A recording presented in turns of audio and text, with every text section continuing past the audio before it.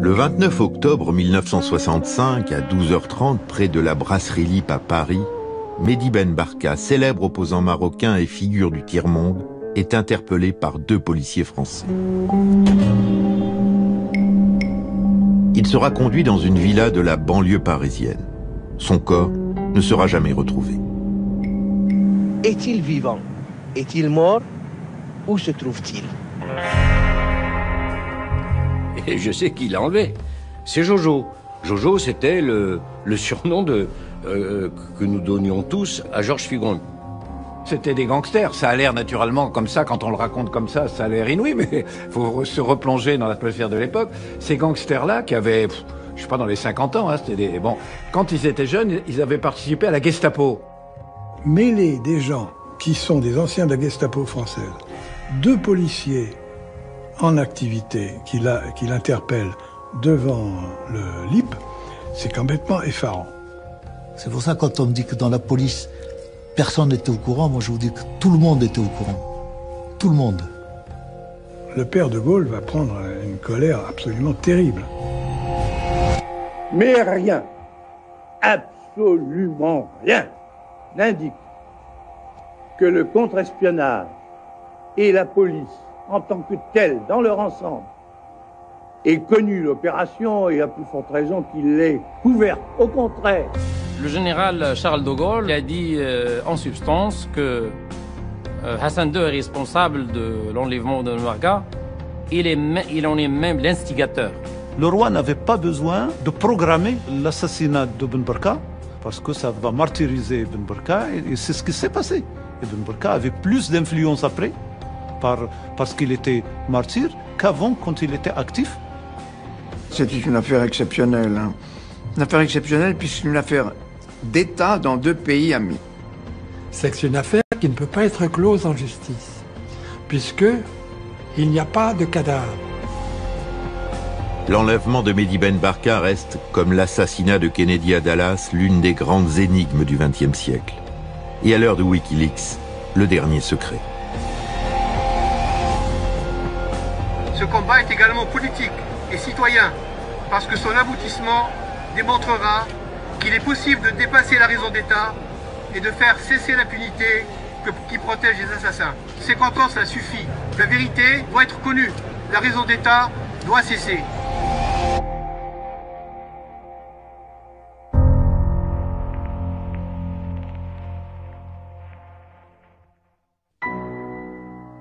Au moment de son enlèvement, Mehdi Ben Barka n'est pas un inconnu.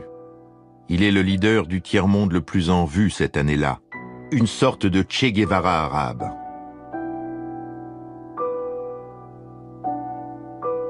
C'est l'histoire d'un miraculé de la colonisation.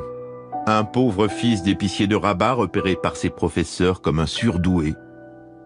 Un des rares bacheliers indigènes, comme on disait alors, que tolérait le protectorat français. Nous nous sommes rencontrés au lycée d'abord. C'était un crack en mathématiques, mais il était brillant dans toutes les matières. En réalité, il avait un esprit d'organisation fantastique. Très vite, Mehdi Ben Barka devient une des figures de l'indépendance marocaine, au point d'être emprisonné pendant des années dans le désert par les autorités françaises. En novembre 1956, Ben Barka concourt activement au retour du roi Mohamed V, contraint à l'exil par la France et considéré comme le père de la nation marocaine. Le roi Mohamed V l'appréciait beaucoup et l'avait chargé d'enseigner les mathématiques à ses enfants, et notamment à Moulay Hassan, qui est devenu roi ensuite. On l'appelle Monsieur Dynamo parce que c'est quelqu'un qui est d'un tonus extraordinaire. Les gens de son organisation disaient que, par exemple, il avait organisé sa maison, il avait plusieurs tracts à faire en même temps, il allait dans la salle de bain, il y avait des gens qui écrivaient un tract, après il allait à la cuisine, il y en avait d'autres qui préparaient une communication importante en arabe, un autre en français, etc., etc. Je suis toujours étonné par sa capacité d'avancer, sa capacité de chercher une issue. Et à la fin de la journée, on avait quasiment pas seulement refait le monde, mais on avait signé des communications, des résolutions. La Dynamo Ben Barka est lancée. Il est le pionnier de grands travaux comme la route de l'unité qui traverse le pays. ولكن هذه علاش اخترناها وعلاش مفيدة؟ لجوج الأسباب. أولا لأنها كتربط ما بين الشمال والجنوب وكتوحد الكسدة ديال المغرب. وثانيا لأنه درناها مدرسة. Et pendant ce temps, sa popularité grandit parmi les Marocains. En 1961, la mort subite de Mohamed V, dont il fut le protégé, est un tournant. L'héritier, Hassan II, son ancien élève en mathématiques, se méfie de lui. Mehdi Ben Barka rêvait d'une monarchie sur le modèle anglais, c'est-à-dire d'une démocratie dirigée toujours par le roi. Il n'était pas contre le roi du tout, mais il voulait que le peuple ait droit à la parole. Ben Barka, il veut les jeunes, il veut l'école, il veut l'instruction, il veut l'école pour tous. Donc c'était quelqu'un de modeste, fondamentalement modeste. Cela dit, on ne va pas faire de lui un ange, c'était quelqu'un qui aimait le pouvoir. Hassan II avait peur de son influence, il ne voulait surtout pas abandonner le moindre des pouvoirs, il voulait continuer à régner en roi absolu. Ben Barka faisait la route Rabat-Casa et sa voiture a été renversée par une voiture de la police, on le sait maintenant, et il a été blessé assez gravement à la nuque. Un banal accident de la circulation pour la police marocaine. L'enquête n'aboutira jamais. Mais déjà on évoque un attentat fomenté par les services du ministre de l'Intérieur, le redoutable général Oufkir, et son adjoint, le colonel Dlimi. Plus tard, quelqu'un a entendu le général Dlimi insulter celui qui a été l'opérateur. Il lui a dit qu'il fallait finir le travail. En 1964, le roi Hassan II le condamne à mort lors d'un procès de type stalinien. Mehdi Ben Barka est contraint à rester en exil. Il devient alors le commis voyageur de la Révolution, comme l'écrira le journaliste Jean Lacouture. Écoutez, j'étais à Alger correspondant du Monde. Je devais m'occuper de l'Algérie qui venait d'être indépendante, mais également l'Algérie était devenue la plaque tournante des mouvements de libération nationale, c'est-à-dire du Mozambique, de l'Angola, du Cap-Vert, etc. Et celui qui coordonnait un peu tout ça, c'était Ben Barka. Ben Barka a beaucoup discuté avec Che Guevara. Ils se sont rencontrés à Alger, ils ont échangé, ils ont fait des listes ensemble de gens à inviter. Ils sont d'accord sur ce qu'il faut faire. En particulier, comment négocier avec les Chinois, comment négocier avec les Soviétiques. Ce sont des hommes qui sont assez proches d'une certaine façon parce que, contrairement à l'image qu'on a pu donner, ils sont finalement pour cette troisième voie, indépendante du bloc soviétique et chinois. La référence est d'abord la guerre du Vietnam. Ils se disent, si on arrive à créer une troisième voie avec l'émergence de ce tiers-monde militant, on pourra également peut-être créer plusieurs Vietnams, c'est-à-dire élargir la révolution.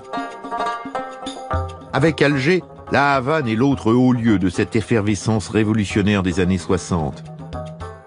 Dans la capitale cubaine, Ben Barka est chargé de fédérer les révolutionnaires de tous les continents, en vue de la grande conférence tricontinentale qui doit s'y tenir en janvier 1966. 10 ans après la conférence de Bandung, c'est un espoir pour le tiers-monde et une menace pour l'Amérique toute puissante de Lyndon Johnson. Aider le Vietnam de deux formes différentes. Podemos ayudar a Vietnam por medio de dos formas diferentes. D'abord, en ouvrant des fronts de lutte partout où nous le pouvons. C'est tricontinental. On va avoir des gens qui sont des marxistes très indépendants, des pro-chinois, des pro-soviétiques. On va avoir des chrétiens de gauche du Brésil. On va avoir le parti du Congrès indien qui est pacifiste. Ouais, ils sont là, tous ces gens-là. Donc, tout d'un coup, la possibilité véritablement d'isoler la diplomatie, en tout cas américaine, est un vrai souci. Et là, la dimension que représente Ben Barka est considérable précisément parce qu'il est capable de faire la jonction entre ces différents continents. Avec la perspective de la tricontinentale, l'influence de Ben Barka devient planétaire. Cela n'échappe ni à la CIA, ni au Mossad, les services secrets israéliens qui suivent de près cette ascension, ni aux espions du général Oufkir. Et Hassan II avait très peur que Ben Barka arrivera à une stature internationale où il deviendra intouchable. Car en cette 4e année de règne, le régime du jeune Hassan II est fragile, très fragile. Issu d'une simple manifestation de lycéens de Casablanca, reprise à son compte par l'opposition, de graves incidents viennent de secouer le Maroc. C'était très douloureux pour Hassan II et c'est pourquoi il a envoyé le général Oufkir qui, de son hélicoptère, tirait sur les manifestants. Et il y a eu, on le sait maintenant, des centaines de morts. Et beaucoup d'erreurs qui ont été à la base de ces émeutes auraient pu, à mon avis, être évitées. À partir de là, il y a en même temps des négociations qui sont assez complexes et dont l'écheveau est difficile à tirer, mais qui montrent qu'il y a une tentative par certains éléments proches d'Hassan II, sinon le roi lui-même, d'essayer de voir si on ne peut pas se rabibocher, se réconcilier avec Ben Barka. Des contacts sont pris. Le 25 avril 1965, Ben Barka rencontre à Francfort le prince Moulay Ali, ambassadeur cousin et émissaire du roi Hassan II. Pour dire à Ben Barka de revenir au Maroc pour négocier, en lui disant que le roi a besoin de son ancien professeur de mathématiques parce qu'il a une équation difficile à résoudre. Mais Ben Barka répond, tout ça c'est connu, les pièces sont tout à fait connues, répond s'il n'y a pas d'amnistie, je ne peux pas rentrer. Hassan II voulait le retour de gré ou de force de Ben Barka au Maroc, parce qu'il est devenu le principal danger politique et diplomatique pour Hassan II.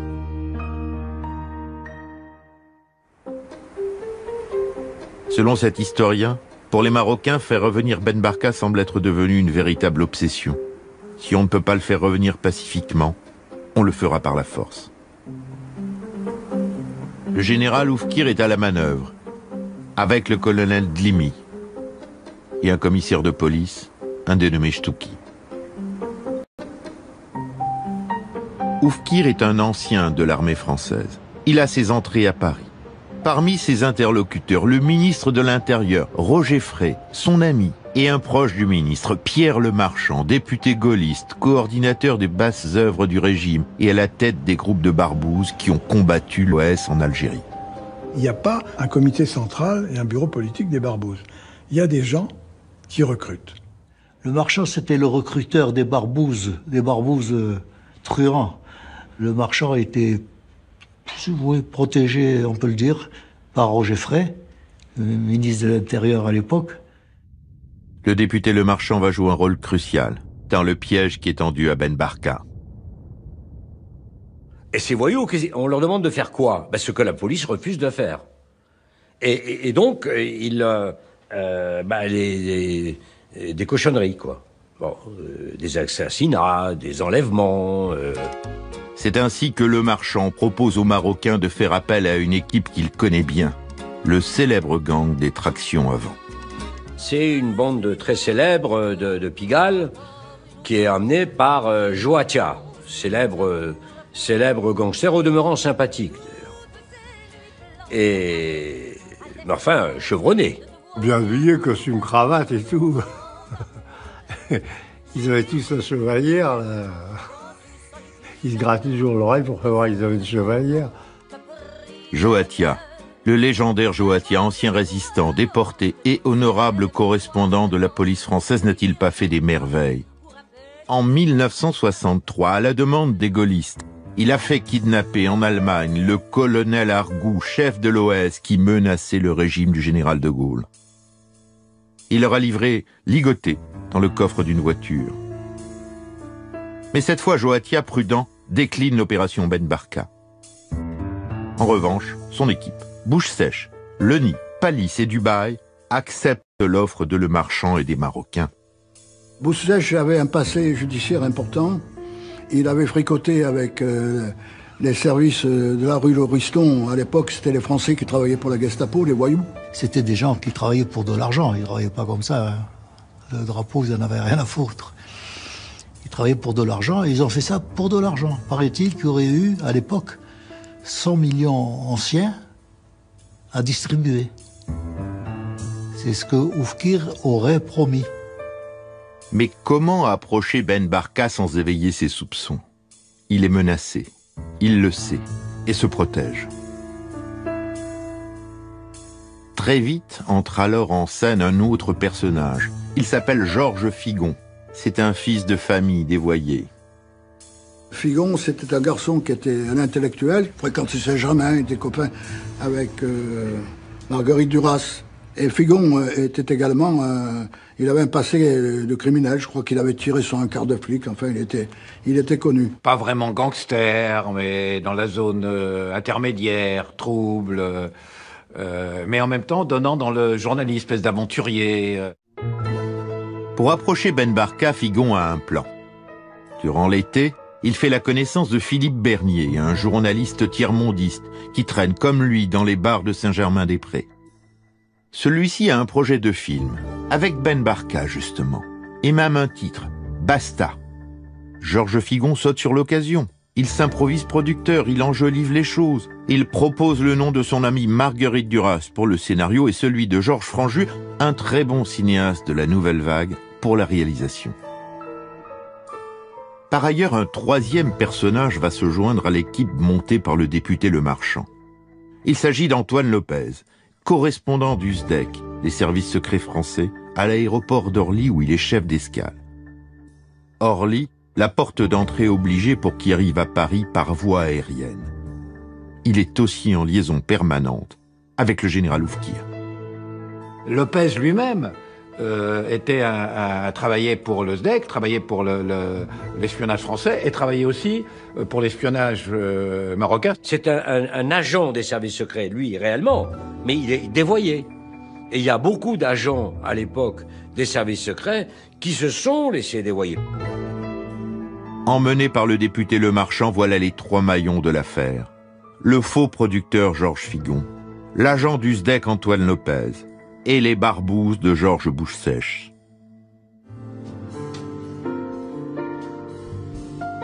Le projet de film Basta est lancé. Ben Barka revoit Figon et Bernier au Caire puis à Genève. Le leader marocain se réjouit de voir se concrétiser ce film sur la colonisation. Il doit être présenté à La Havane en ouverture de la grande conférence tricontinentale. Un rendez-vous est fixé le 29 octobre à 12h30 à la Brasserie Lippe pour une séance de travail. Entre le 25 octobre et le 28 octobre, le piège se met en place. À la résidence Niel, les agents marocains se réunissent avec Figon, les amis de Bouche-Sèche, ainsi que Lopez. Stouki fait part de son plan pour le lendemain. Mais on s'interroge, qui va interpeller Ben Barka? Lopez propose alors le nom de Souchon, un policier de la brigade mondaine avec lequel il entretient de bonnes relations. En effet, ils exploitent ensemble un hôtel de passe. Tout est prêt, l'opération est confirmée. En septembre, octobre, je vois Figon au bar Le Nuage. Figon avec Dubaï, Le Nid. Figon avec Bernier. Aussi la présence de Marocains. Et Figon me dit, que lorsque je l'interroge, il me dit, ce sont des diplomates.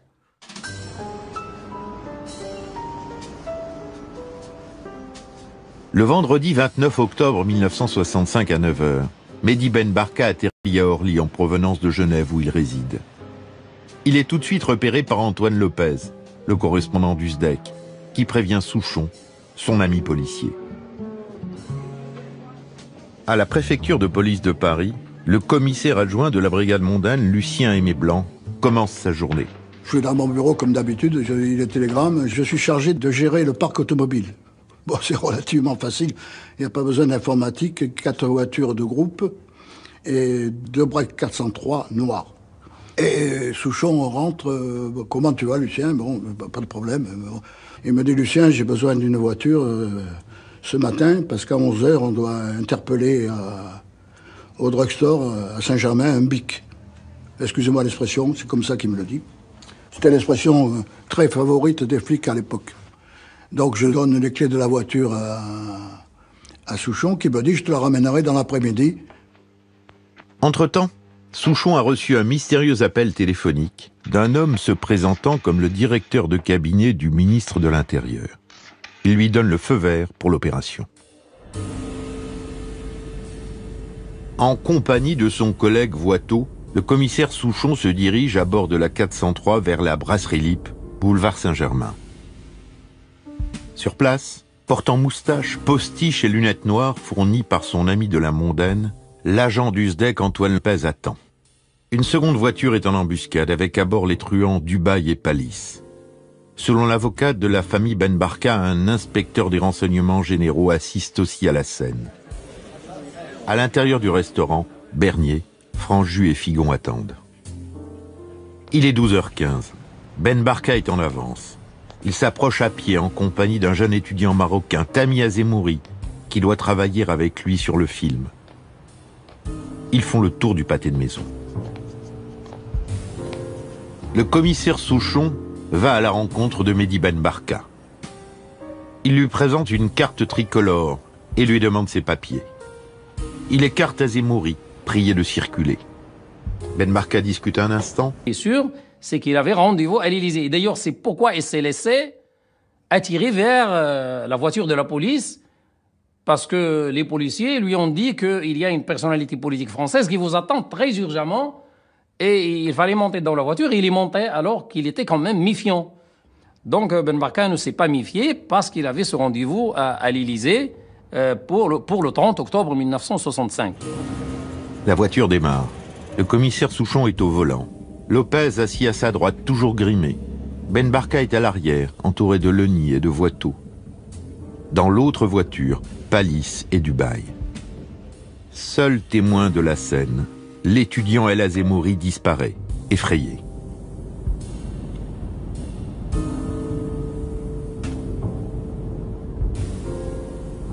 Pendant le trajet, Mehdi Ben Barka parlait. Il disait qu'il n'avait rien fait contre la France. Il a même évoqué une audience que lui aurait accordée le président de la République.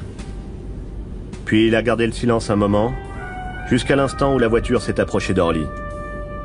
Il a cru alors qu'on allait l'expulser. Il a manifesté un peu de nervosité. Mais ils ont continué.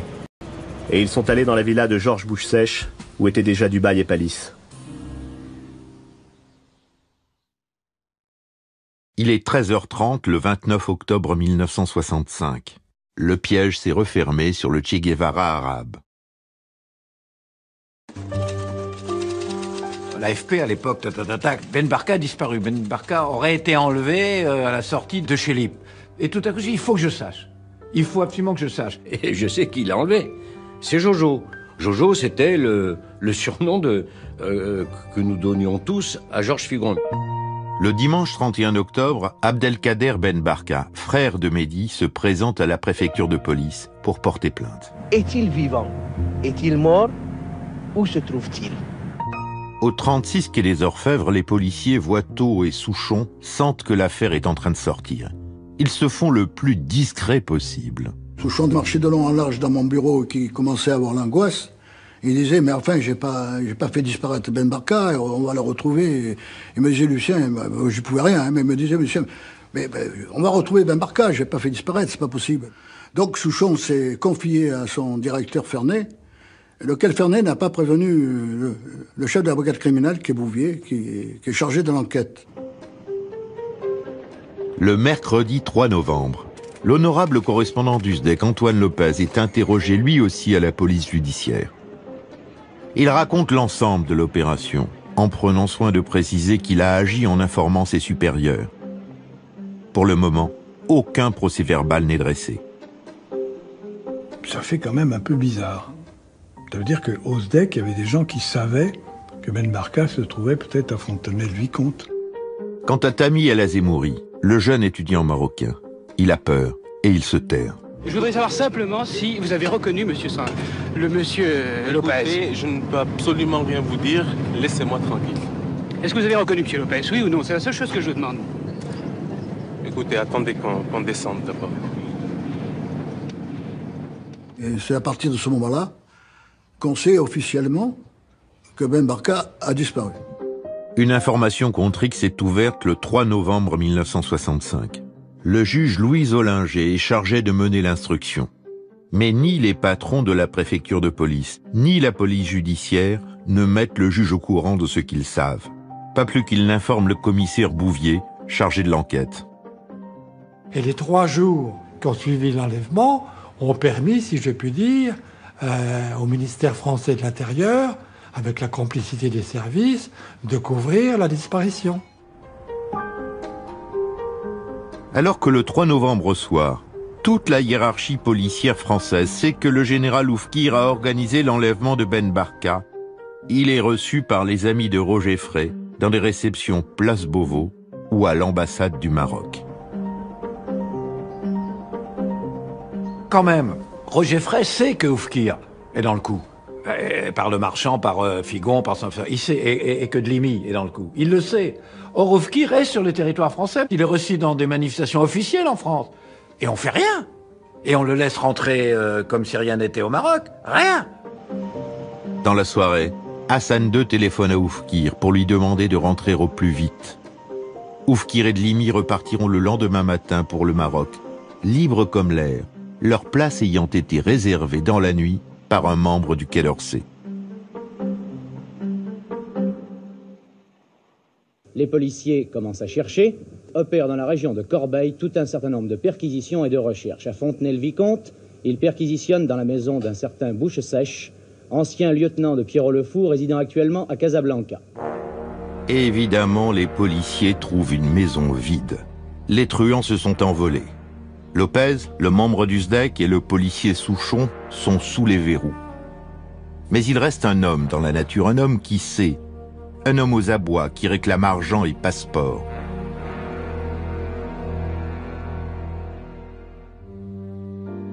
Un mois après l'enlèvement, le journaliste Jean Montaldo reçoit une étrange invitation pour la première de Sacha Distel à l'Olympia. Tout au premier rang.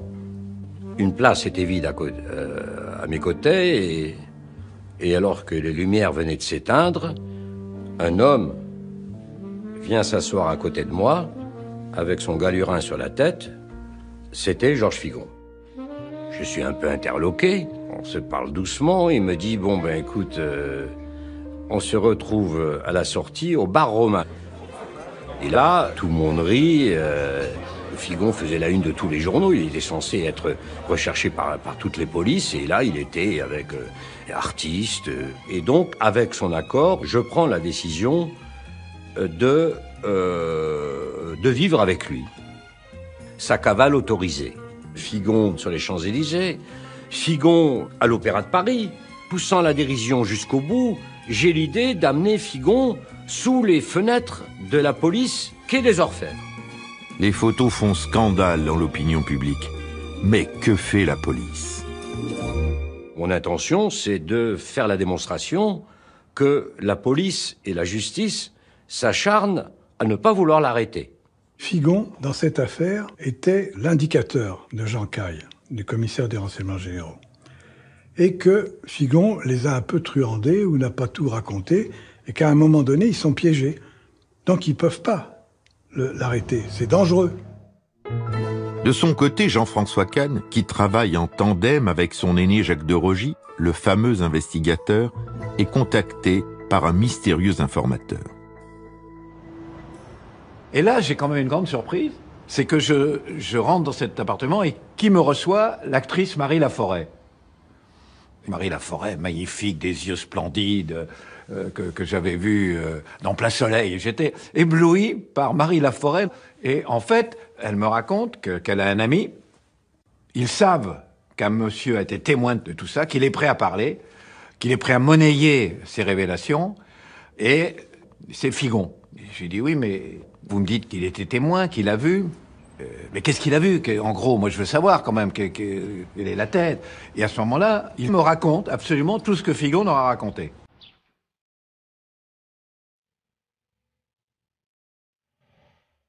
Aussitôt arrivé à Fontenay-le-Vicomte, à la villa de Jojo, Souchon et Voiteau sont repartis pour Paris avec Lopez.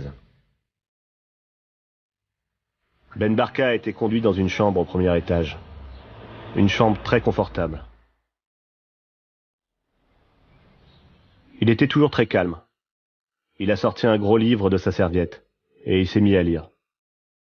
Jojo est monté pour dire qu'il y avait un léger contretemps, et que le patron n'arriverait que plus tard. Ben Barka a commencé à donner quelques signes d'impatience.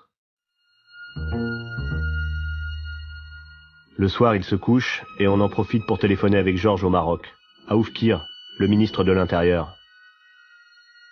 Les termes sont brefs. Tout le monde est parfaitement au courant de ce dont il s'agit. Puisque je vous dis que le colis est là. Quoi, le colis? Oui, le colis. Emballé? Oui, emballé. C'est bien, on arrive.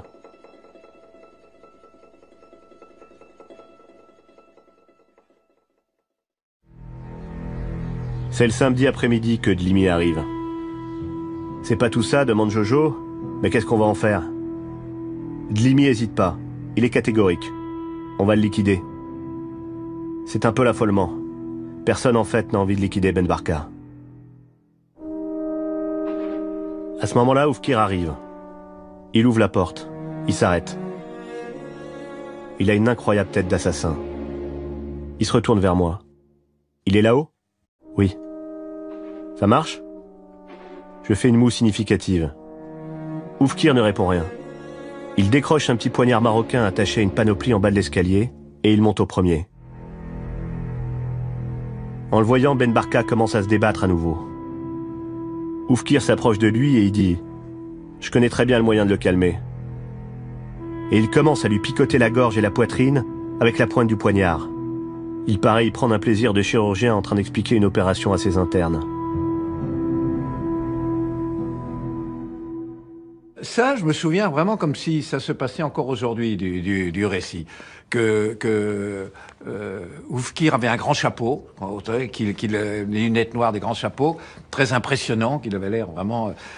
que Ben Barka, quand il l'a vu arriver avec Dlimi, a pris peur, a eu l'impression qu'on a tout à coup a pris conscience de quoi il s'agissait, avait sans doute l'impression que c'était fini, qu'on allait le tuer, enfin je crois, et que... Pour le faire parler, il sort un poignard et il lui picote le cou avec un poignard.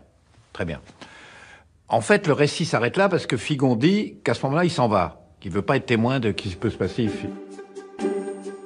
Si le récit de Figon s'arrête là, pourquoi le 10 janvier 1966, l'Express sort-il avec cette une choc « J'ai vu tuer Ben Barka ». Évidemment, c'est incorrect, c'est tout à fait incorrect. Figon ne dit jamais qu'il a vu tuer Ben Barka. Alors pourquoi l'Express a-t-il dit « J'ai vu tuer Ben Barka » Tout simplement parce que Monsieur Servan-Schreiber, Jean-Jacques Servan-Schreiber, qui tout à coup s'est passionné dans cette histoire, il va au Marbre, j'en savais rien, il a été au Marbre, et à ce moment-là, il a changé la ligne, on disait qu'il picotait avec son poignard, il fait dire qu'il enfonce le poignard, et du coup il peut faire la titre « J'ai vu tuer Ben Barka ». Ce sont des bobards insensés, et où il implique le général Oufkir en train de trucider Ben Barka. Bon. Figon, lui, me dit que Ben Barka est mort dans la 403. Il est mort dans la voiture. Que lorsque Ben Barka a compris qu'il était enlevé, il s'est débattu. Et c'est là qu'il est mort, enfin, qu'il est tombé dans le coma ou qu'il est mort. Et ça a mal tourné comme ça. Mais concernant les circonstances exactes de l'assassinat de Ben Barka, les thèses se bousculent depuis 50 ans. On a pu savoir que Ben Barka a succombé parce qu'il a été donc ligoté, puis les pieds attachés, il était donc suspendu. Il était torturé donc par Oufkir et des gangsters français. Et il est mort, peut-être qu'on ne voulait pas le tuer, mais en tout cas, il est mort à cause du mauvais traitement qu'il a reçu donc dans la villa de Bouche-Sèche. Ben Barka n'a pas été tué, assassiné, quoi. Il est mort par accident. Ben Barka, il en a marre, il s'est levé, il a dit « j'en ai marre, moi je m'en vais », et Bouche-Sèche l'a frappé. Il a donné un coup de poing, Ben Barka a tapé, il y avait une cheminée avec un marbre dessus, sa tête a heurté le marbre et il est mort. Une rupture des vertèbres. Ça, ce Palis me le raconte. Il était sur place. On lui a pas raconté. Il était sur place, il est resté jusqu'à la fin. Ensuite, on a fait une enquête pour essayer de retrouver ce qu'était devenu le corps.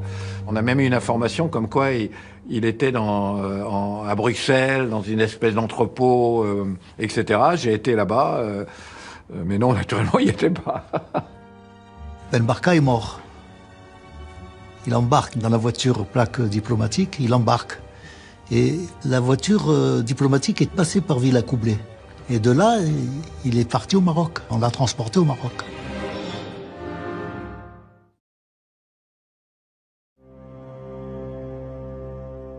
Mais revenons à Paris et à cette enquête enterrée.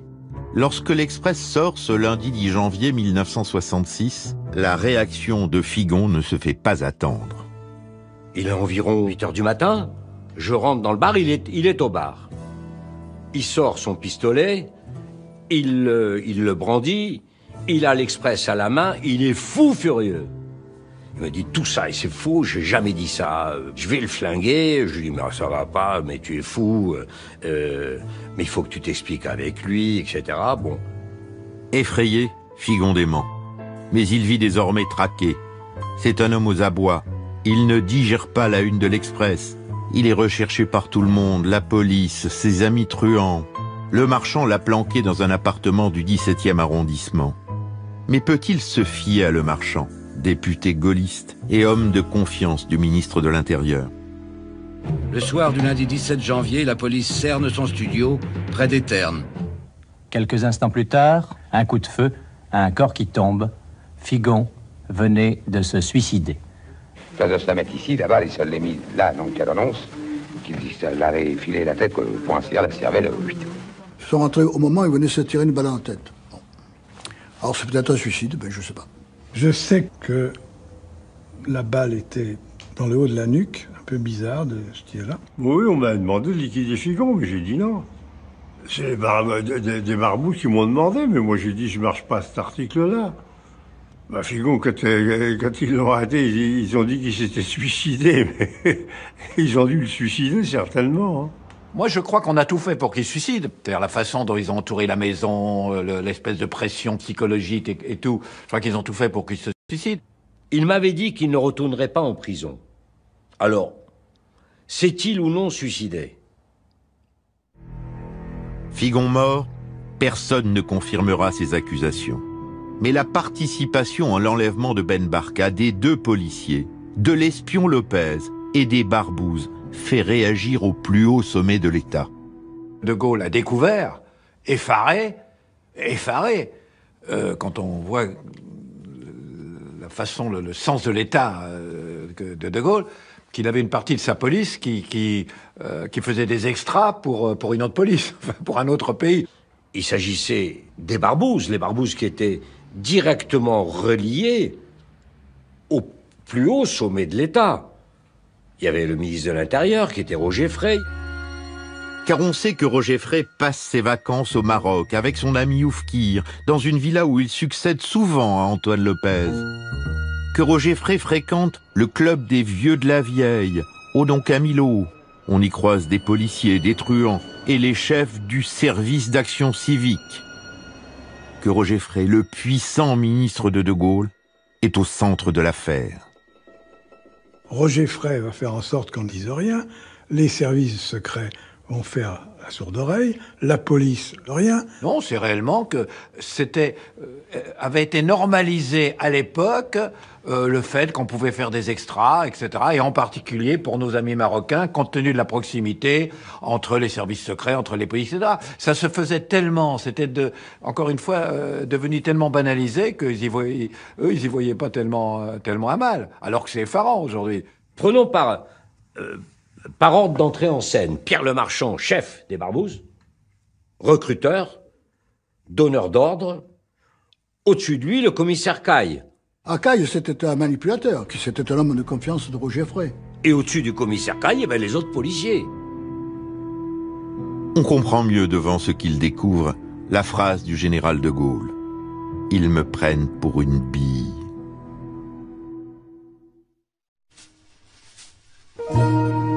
Quelques mois plus tard, le jeune commissaire Aimé Blanc, muté dans un autre service, va faire une étonnante découverte. Je tombe sur une liasse d'écoute, et une liasse d'écoute qui est spéciale. On y trouve Bouche-Sèche, on y trouve Figon, Palisse, Leni, apparaît également le Marchand et Lopez, et il est question de quelqu'un qui doit venir de Suisse. Il s'agit de Ben Barka.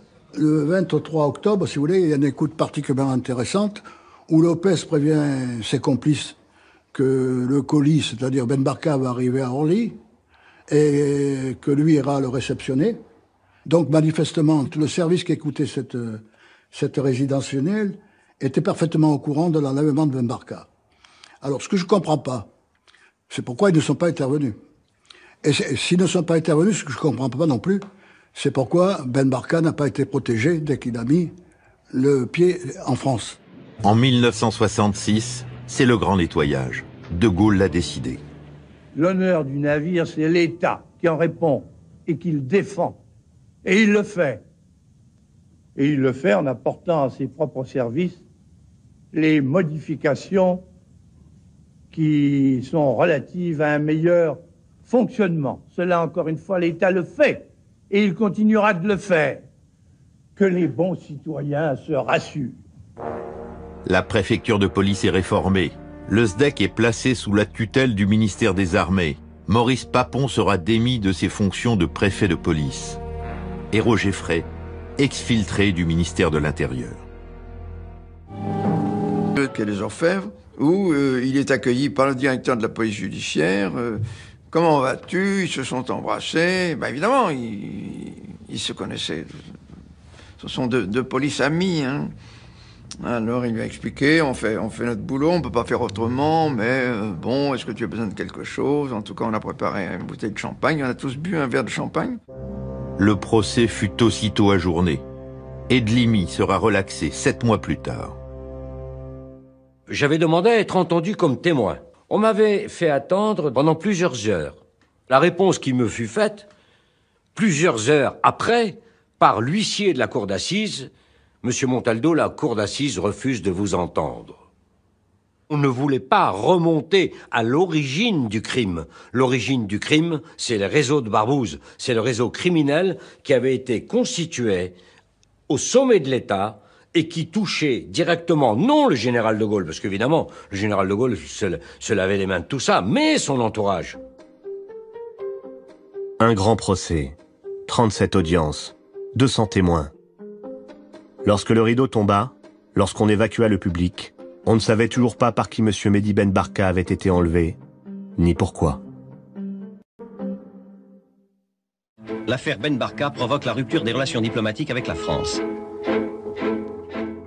Il y avait rappel des ambassadeurs et rupture des relations diplomatiques entre la France et le Maroc, ça ne s'était jamais vu. L'affaire avait fait un bruit à l'échelle mondiale, on n'imagine pas le retentissement de cette affaire et le mal que ça a pu faire à la France, hein, tout de même. Des policiers français qui enlèvent un leader marocain devant chez Libre, aller au cœur de Paris et à l'heure du déjeuner, en plein jour, hein, c'est quand même quelque chose d'assez scandaleux. Le roi du Maroc était véritablement scandalisé, outragé. C'est une question d'honneur pour lui, l'affaire Ben Barka. Le général Charles de Gaulle a dit en substance que Hassan II est responsable de l'enlèvement de Ben Barka. Il en est même l'instigateur.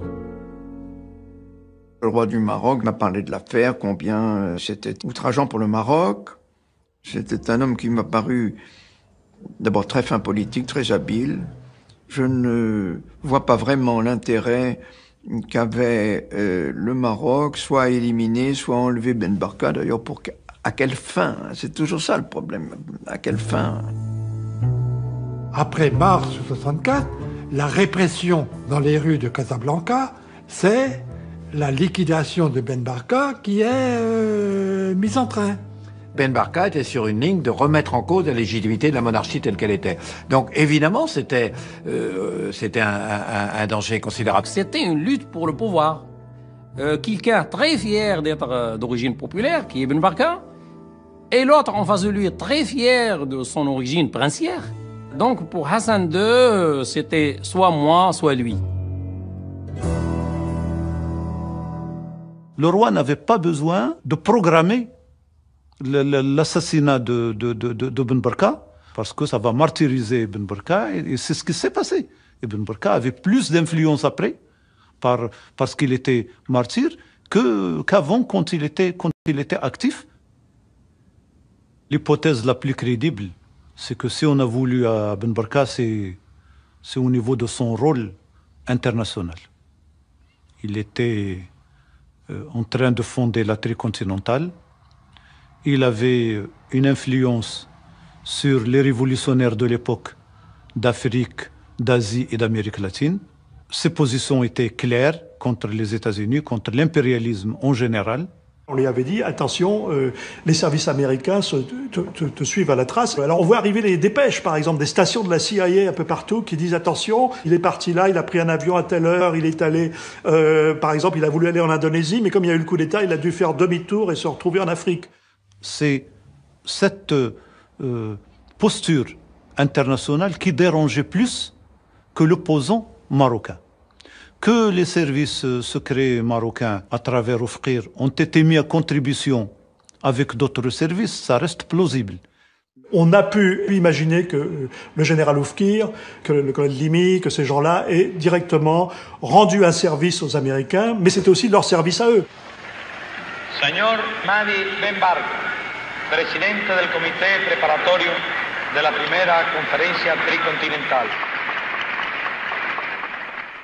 Dans l'année 65, se sont passés un certain nombre d'événements dans lesquels des éléments importants qui sont des gens qui soutiennent le projet tricontinental ne sont plus présents. Je veux parler de Ahmed Ben Bella, qui a été renversé en juin 65 où le colonel Boumedienne a pris le pouvoir. Il y a eu le coup d'État en Indonésie, aidé par la CIA, en tout cas, il y a près de 500 000 morts. Et plus tard, il y a également la disparition de l'autre grand organisateur de la tricontinentale, Che Guevara.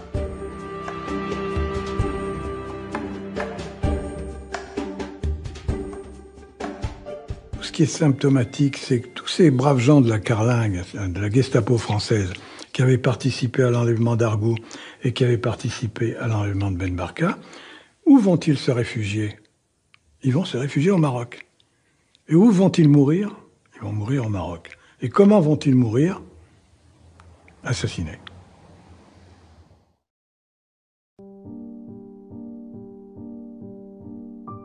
Depuis 1966, 9 juges d'instruction se sont succédés côté français. Les derniers, le juge Parlos et le juge Ramael, ont essayé de relancer les commissions rogatoires internationales et de faire entendre les derniers acteurs de l'affaire encore vivants au Maroc. Sans succès. Un demi-siècle après, la raison d'État, les raisons d'État, font toujours obstacle à la vérité et à la justice.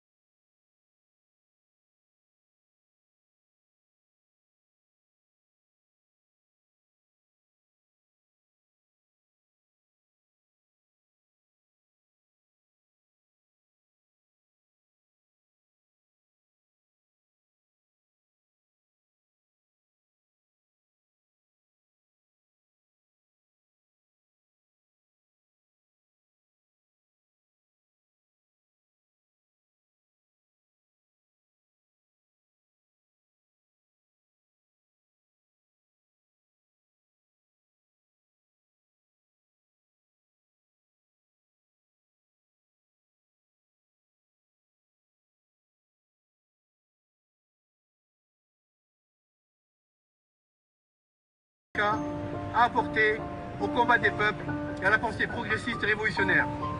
50 ans, ça suffit. La vérité doit être connue. La raison d'État doit cesser.